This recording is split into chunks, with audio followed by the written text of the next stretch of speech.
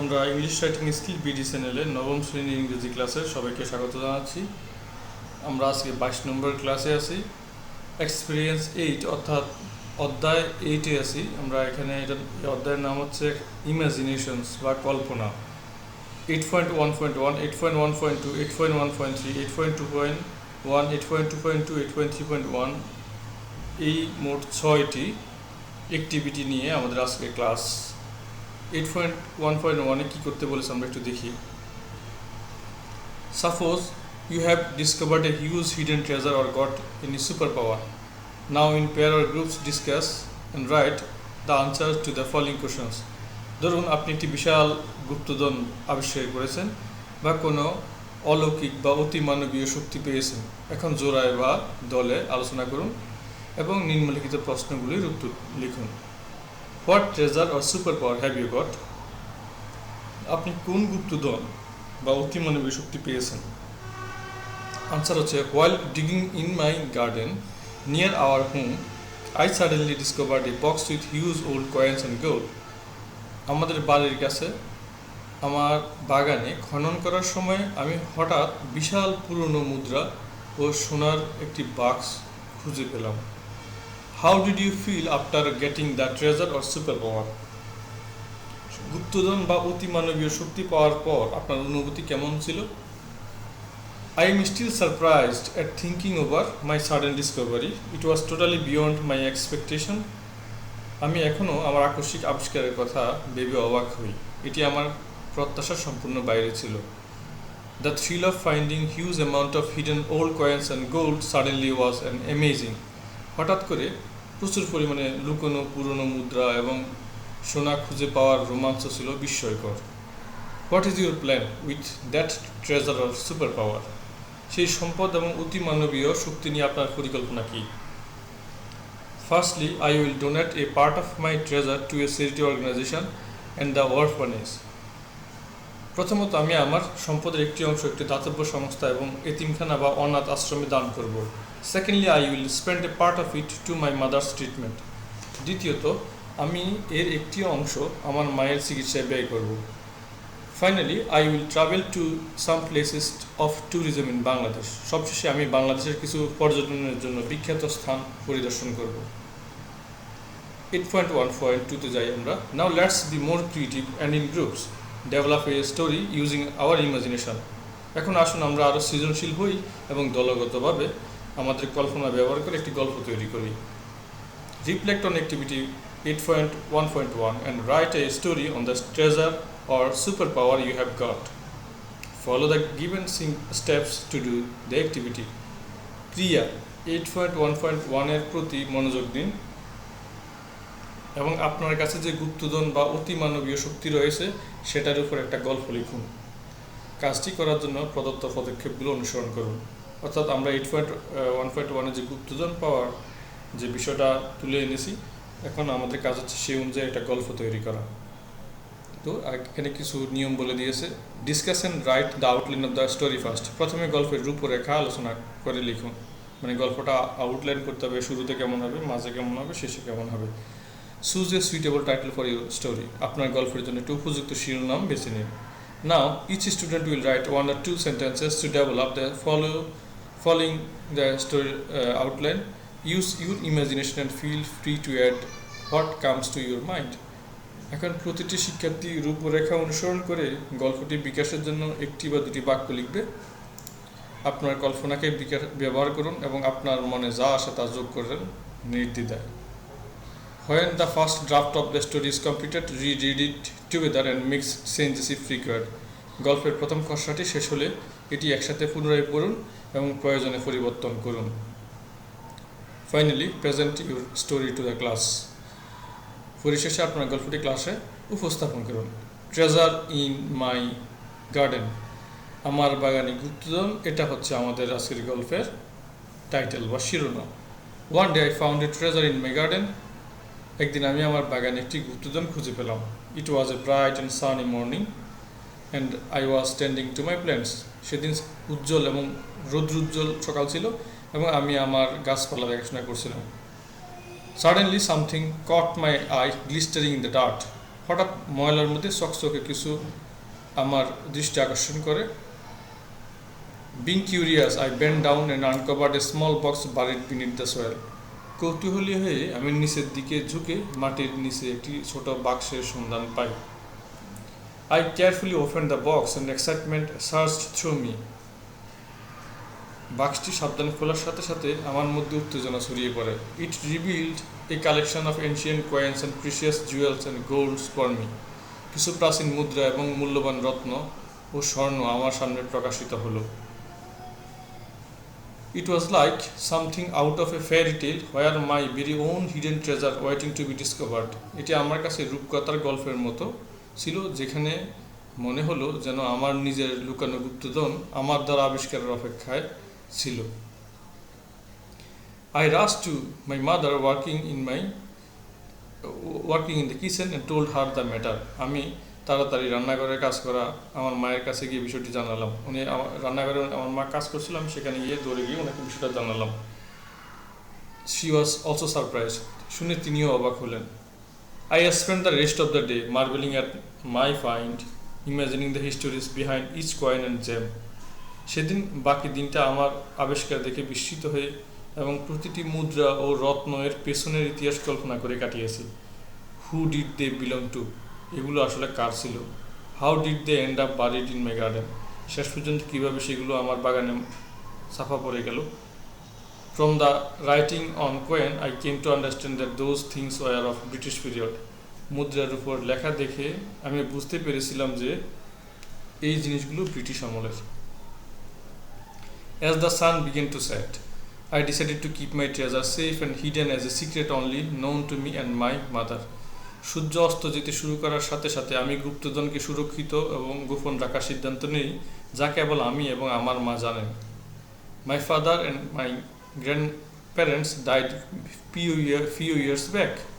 আমার বাবা এবং আমার দাদা দাদি কয়েক বছর আগে মারা গেছেন।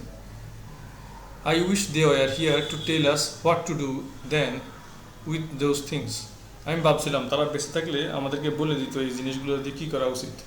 My mother doubted that it might be kept underneath by my forefather or someone else. আমার মা সন্দেহ করছিলেন যে আমার পূর্বপুরুষরা বা অন্য কেউ এটি মাটির নিচে রাখতে পারে।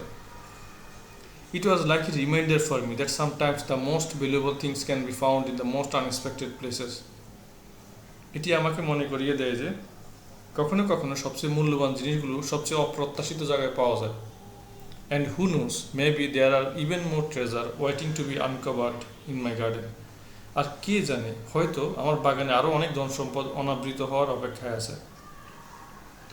I could not sleep at night for 1 week or more, being panicked and thinking about losing those things.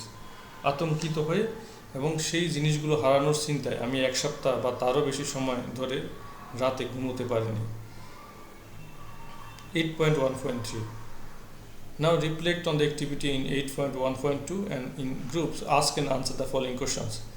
এখন 8.1.2 ক্রিয়াকলাপটি নিয়ে ভাবুন এবং দলের নিম্নলিখিত প্রশ্নগুলো জিজ্ঞাসা করুন এবং উত্তর দিন।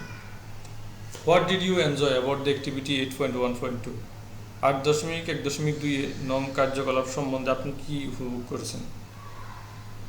I enjoyed the imaginative aspect. Writing a story about the hidden treasure felt like painting a vivid picture. আমি কল্পনাপ্রবণ দৃষ্টিভঙ্গিটা উপভোগ করেছি। গুপ্তধন সম্বন্ধে গল্প লেখাটা একটা পরিষ্কার চিত্র আঁকার মতোই মনে হয়েছিল। 2 number, how did your group use imagination to build a story? গল্পটি তৈরি করতে আপনার দল কীভাবে কল্পনা শক্তিকে ব্যবহার করেছিল? In a creative manner we let our thinking run wild for the discovery of the treasure. It was like building a world of our own. সৃজনশীলতার মাধ্যমে আমরা গুপ্তধন আবিষ্কারের জন্য আমাদের ভাবনাগুলোকে দুর্দান্তভাবে চালনা করেছি। এটা ছিল নিজেদের একটা বিশ্ব বা পৃথিবী তৈরির মতো। 3 নম্বর প্রশ্ন, Did anything spark your imagination during the activity? If yes, what is that? এই কাজের সময় কি কোনো কিছু আপনার কল্পনা শক্তিকে জাগিয়ে তুলেছিল? যদি তাই হয় তাহলে সেটা কি? The idea of hidden treasure made us excited, I think. গুপ্তধনের ধারণাটাই আমার মনে হয় আমাদের রোমাঞ্চিত করেছিল, because as a teenager we dream of so many things. কারণ কিশোর হিসেবে আমরা অনেক স্বপ্ন দেখি, and treasure hunting is certainly one of those. গুপ্তধন সন্ধান করাটা অবশ্যই সেগুলোর মধ্যে একটি। Do you think imagination helps to write an amazing story? Explain your answer with an example. Of course না। আপনি কি মনে করেন আপনার কল্পনা শক্তি একটি বিস্ময়কর গল্প লিখতে সাহায্য করে? একটি উদাহরণ দিয়ে আপনার উত্তরটি ব্যাখ্যা করুন। Of course, for an example, in our imagination we could be anything, and we can write stories about ourselves being that person, maybe a superhero or a celebrity or a common man. অবশ্যই, উদাহরণস্বরূপ কল্পনায় আমরা যা খুশি হতে পারি, আর নিজেকে ওই ব্যক্তি ধরে নিজেদের গল্প লিখতে পারি। হতে পারে অতিমানবীয় কেউ, বিখ্যাত কেউ, অথবা সাধারণ কেউ। 8.2.1 Let's read the poem and explore how a poet uses his imagination to write a poem. আসুন কবিতাটি পড়ি এবং আবিষ্কার করি কিভাবে একজন কবি তার কবিতা লেখার জন্য তার কল্পনাকে ব্যবহার করেন। If I had but two little wings, যদি আমার ছোট্ট দুটি ডানা থাকতো। If I had but two little wings, যদি আমার থাকতো দুটি ছোট ডানা।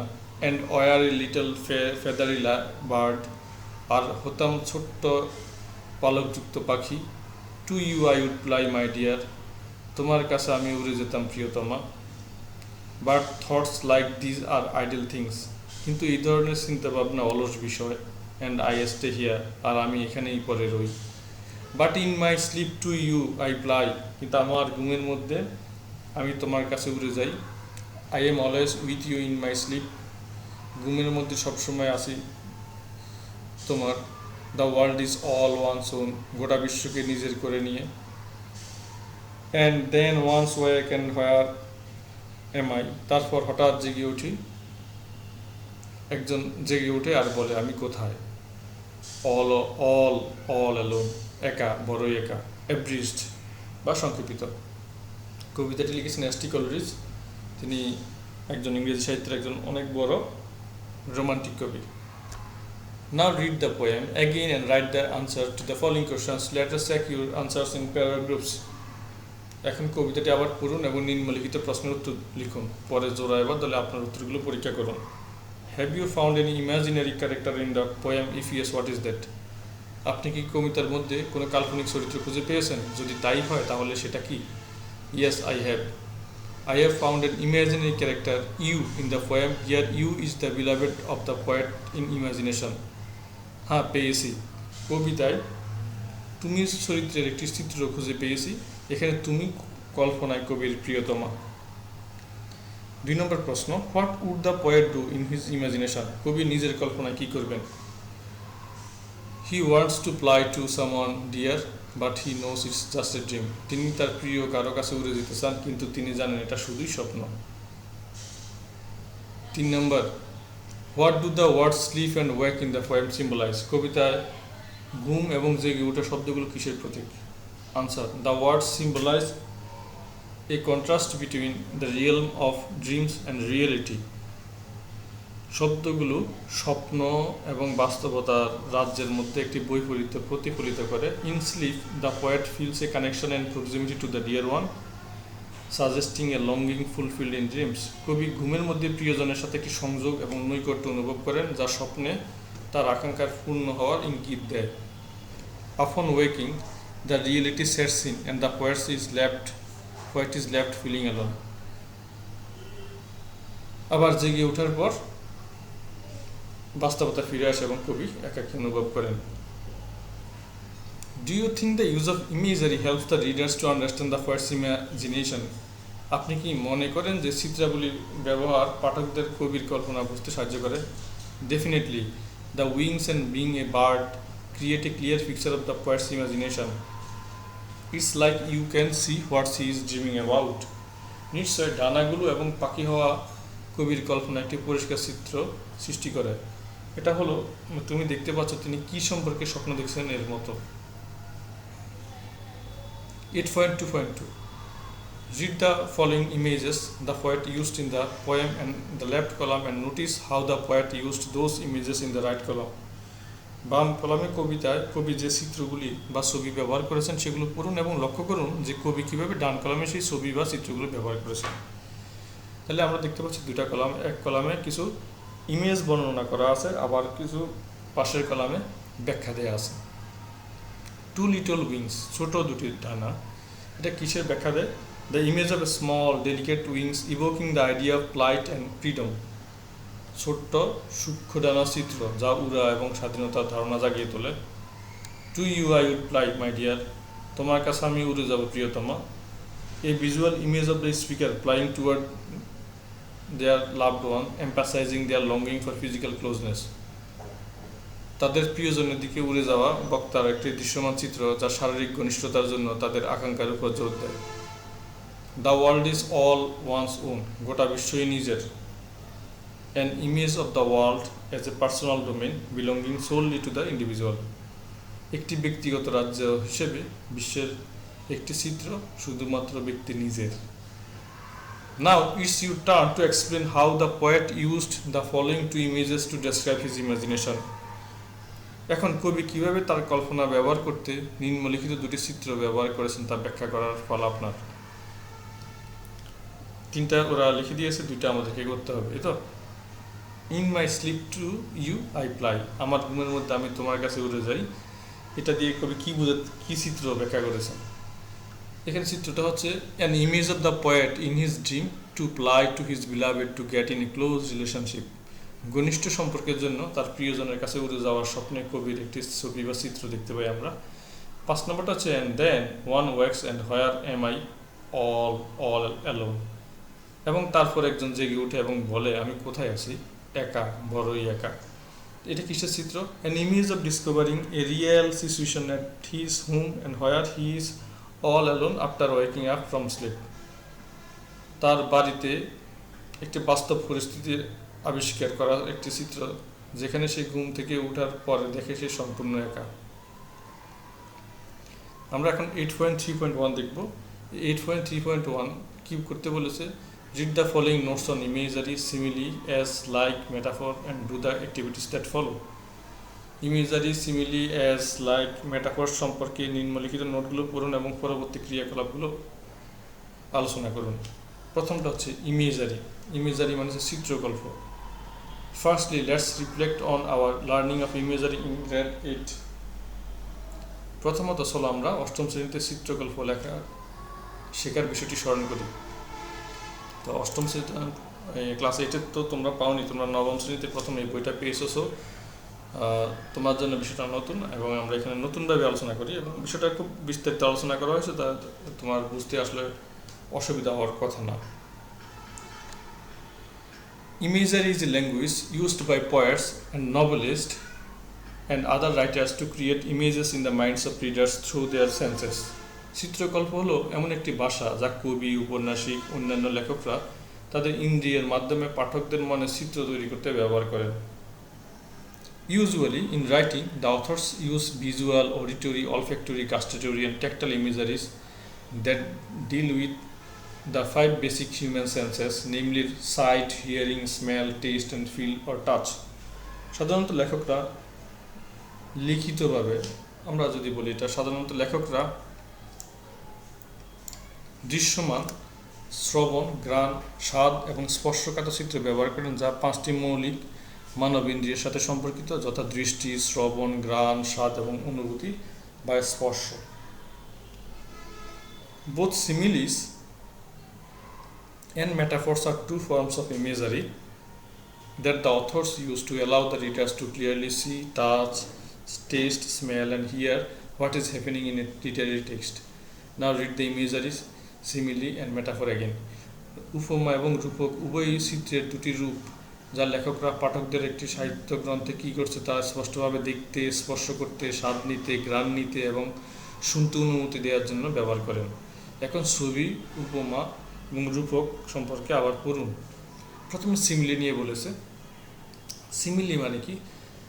এ simile is a figures of speech and it is mainly use to compare two or more things that possess a similar quality.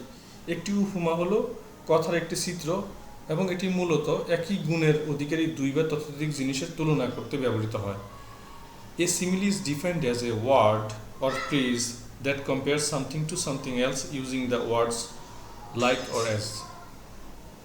একটি উপমা এমন একটি শব্দ বা বাক্যাংশ যা অন্য কিছুর সাথে তুলনা করে মতো শব্দ ব্যবহার করে, মানে মতো এই শব্দটা ব্যবহার করে মানে সিমিলি ব্যবহার করা হয়। কেমন?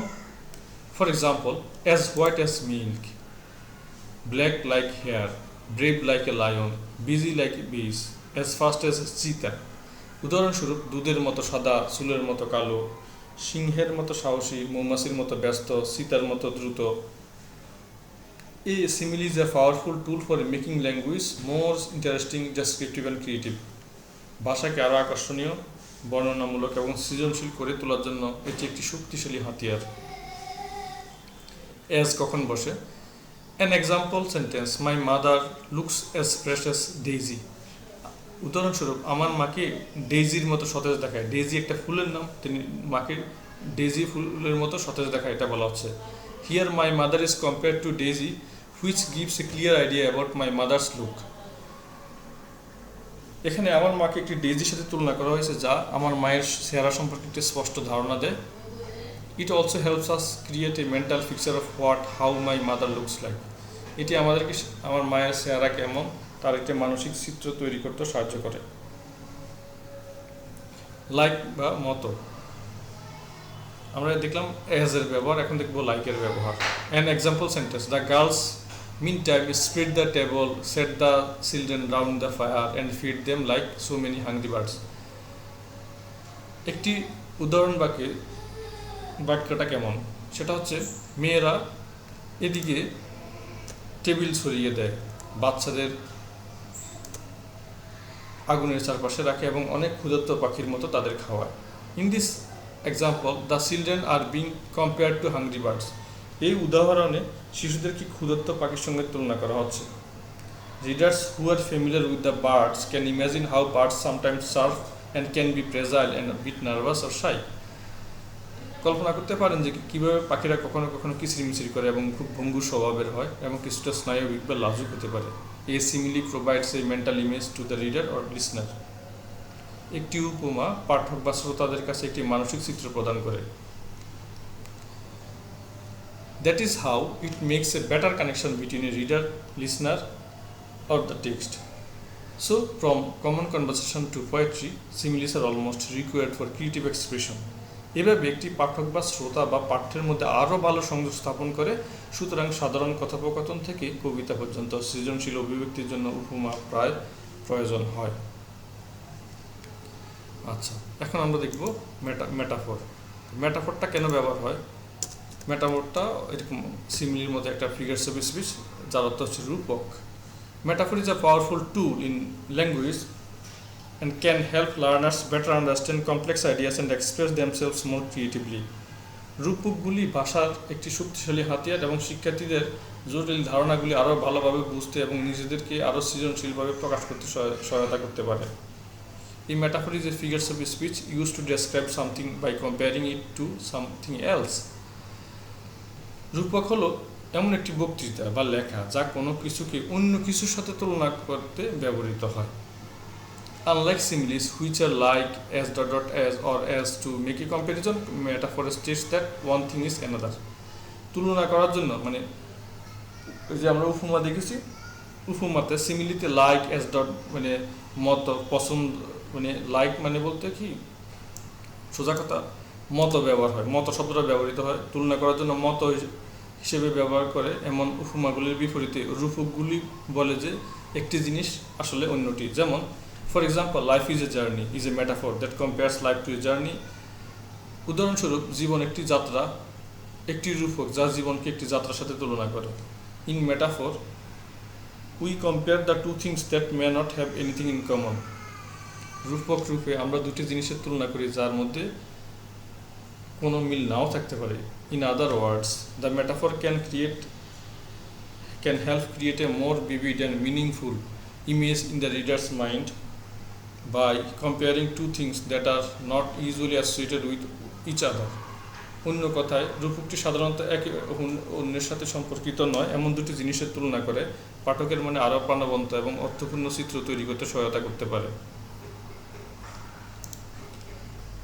This comparison can help to convey complex ideas in simple and memorable.